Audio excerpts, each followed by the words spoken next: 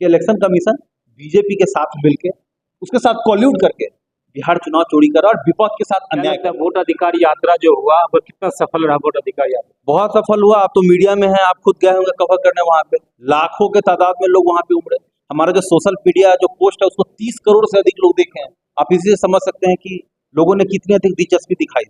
और ये बात पूरे बिहार की जनता को बताना था कि जिस तरीके से इलेक्शन कमीशन ने बैकडोर से महाराष्ट्र का चुनाव चोरी किया, यहाँ पे फ्रंट डोर से एसआईआर के थ्रू वो चुनाव चोरी करना चाह रहा था।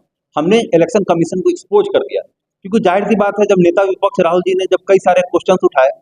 अब देखिए अभी इंडिया टुडे के कॉन्क्लेव में कई सारे इलेक्शन कमीशन आए थे, सबका क्या कहना था कि आप ये बताइए कि आपके एक इंस्टीट्यूशन ने दूसरे इंस्टीट्यूशन पे सवाल उठाया था, आपको उसका जवाब देना चाहिए। आप जवाब नहीं दे के आप दूसरे चीज पे आ गए।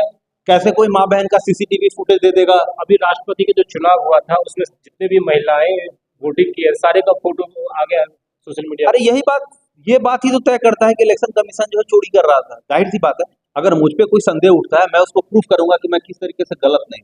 लेकिन आप किसी भी क्वेश्चन को डायरेक्टली आप अटेम्प्ट नहीं ले रहे हैं, उसके डेरिलेक्शन में आप ये कहना चाह रहे हैं यहाँ पे ये गलती हो गई, यहाँ पे वो गलती हो गई, इसका क्या मतलब? इलेक्शन कमीशन में कितना भरोसा है आपसे?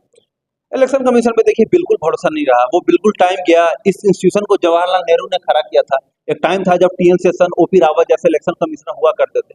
लेकिन देखिए आप हर बात में, चाहे बिहार में जब वोटर अधिकार यात्रा से पहले जब एसआईआर का मुद्दा था, उन्होंने जो जितने भी डॉक्यूमेंट दिए, आपको पता सिर्फ एक ही ऐसा डॉक्यूमेंट है जो कि 43% बिहारी के पास अवेलेबल होता है, वो था क्लास 10th पास सर्टिफिकेट।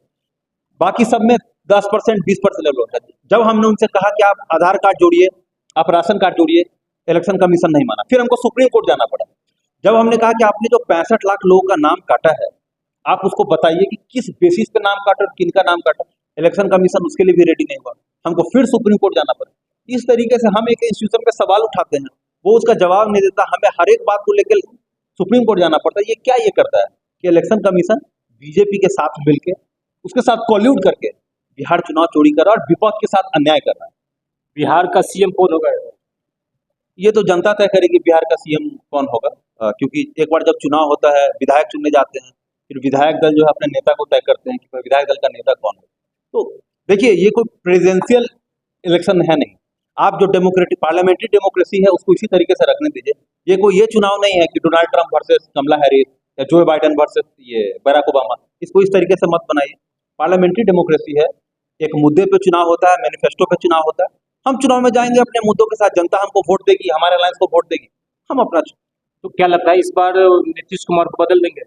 हर हाल में बदलेंगे। मैं आपसे कह तो रहा हूं कि आप लोग चैनल चलाते हैं, आप अभी एक बार हाजीपुर का हाल जाके देख लीजिए कि एक शहर जो कि पटना के बगल में है वहां का क्या हाल है। पूरा रोड इंफ्रास्ट्रक्चर खराब है, बिजली का स्थिति खराब है। मैं कई टीवी डिबेट्स में इस मुद्दे को उठा चुका हूँ। परसों अमर उजाला में था, मैंने वहां भी ये कहा। उन्होंने कहा कि सर हम अपने स्टिंगर भेजेंगे।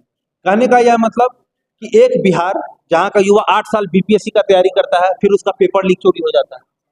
जनरली आज भी बीपीएससी का चुनाव हुआ है ना, आप देखिएगा कि पेपर लीक का खबर आ जाएगा। तो जो कोई नौजवान तैयारी करे उसका पेपर लीक हो गया। किसानी में यहाँ पे 85% किसान जिनके पास 2 एकड़ का जमीन है, उनका क्या ही आमदनी है। बिहार का प्रति व्यक्ति आय कितना है? 66,000 रुपया सालाना। आप इमेजिन कीजिए एक स्टेट जिसके per capita income 66,000 per year है, माना कितना 5,000 रुपया महीना। बिहार का शिवहर ऐसा जिला है जिसका प्रति व्यक्ति आय 24,000 रुपया से भी कम है। तो जहाँ पे जब आपका आमदनी ही नहीं होगा, जब आप महीने में 2,000-3,000 कमाएंगे, आप क्या हेल्थ पे खर्चा करेंगे, क्या एजुकेशन पे खर्च करेंगे, क्या न्यूट्रिशन पे खर्च करेंगे? क्या लगता है? और मैं इसमें एक बात जोड़ दूं, एक बहुत बड़े अर्थशास्त्री हैं रघुराम राजन, उन्होंने एक बात कहा था और मैं उनको कोट करना चाहता हूँ राजन को। उन्होंने कहा था कि आप बार बार कहते हैं 5 किलो चावल दे दिए, 2 किलो गेहूं दे दिए। क्या खाना में ही चावल और गेहूं होता है? खाना का मतलब होता है न्यूट्रिशियस डाइट। आपका कार्बोहाइड्रेट कंटेंट कितना है, फैट कंटेंट कितना है, विटामिन कंटेंट कितना है। खाना का यही मतलब है कि आप पेट भरने के लिए सिर्फ आप चावल दे दें और दाल दे दें।